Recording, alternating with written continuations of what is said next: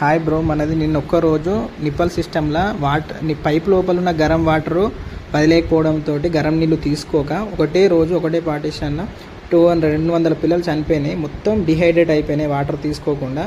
మళ్ళీ అలాగే స్ప్రింక్లర్ కూడా కరెంటు లేకపోవడంతో స్టాప్ అయిపోయినాయి. అందుకని మళ్ళీ రిపేర్లు అవన్నీ స్ప్రింక్లర్ కూడా సరిగ్గా లేవు. అందుకని మొత్తం మార్నింగ్ లేవగానే మొత్తం స్ప్రింక్లర్ కూడా సెట్ చేసుకున్నాం. స్ప్రింక్లర్లు కొన్ని కూడా సరిగ్గా వర్క్ చేయకపోతే మా దగ్గర నియర్లో ఉన్న షాప్ దగ్గరికి పోయి తీసుకొని వచ్చినాం. మొత్తం ఈ 10,000 షెడ్కు ఒక 5,000 షెడ్ మాది. మొత్తం 10 ఫీట్లకు ఒకటి అన్నట్టు సెట్ చేసుకున్నాం. మొత్తం ఏమేమి తక్కువ ఉన్నాయో అవన్నీ బయటకు వెళ్ళి తీసుకొచ్చుకున్నాం. సమ్మర్లో మాత్రం స్ప్రింక్లర్లు మళ్ళీ ప్లస్ నిప్పల్ సిస్టమ్ అయితే ఎప్పుడు పైపులు అయితే బయటకు వదిలేయాలి. పైపుల వాటర్ హీటు గరం అవుతుంది ఘోరంగా. రేకుల మీద గడ్డి కప్పుకొని స్ప్రింక్లర్లు చాలు చేసుకుంటే కొద్దిగా కూల్ ఉంటుంది. అలాగే ఫ్యాన్లు కూడా సెట్ చేసుకుంటే ఇంకా బాగుంటుంది. అందుకని స్ప్రింక్లర్లు కొనుక్కరానికి వచ్చేసినాము. ప్లస్ అలాగే ఈ మోటార్లు మొత్తం కంట్రోల్ చేసుకోవాలంటే మనం కూల్ ఉండడానికి సైడ్ బొంతలు కూడా కట్టుకుంటే మోటార్లు కూడా మన చేయాలి ఉంటుంది. అలాగే గంటకు ఒకసారి నిప్పల్ సిస్టంలో ఉన్న వాటర్ మొత్తం బయటకు వదిలేసుకోవాలి.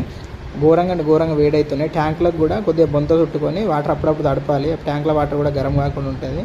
మనకు ఫ్యాన్లు, స్ప్రింక్లర్లు, సైడ్ బొంతలు లోపల ఇట్లా ఉంటే కొద్దిగా మన టెంపరేచర్ అనేది మెయింటైన్ చేస్తుంది నార్మల్ దాంట్లో. లేకపోతే ఈ మోటార్లు ఇంత పెరుగుతాయని తగ్గేది అసలు ఛాయిస్ ఉండదు.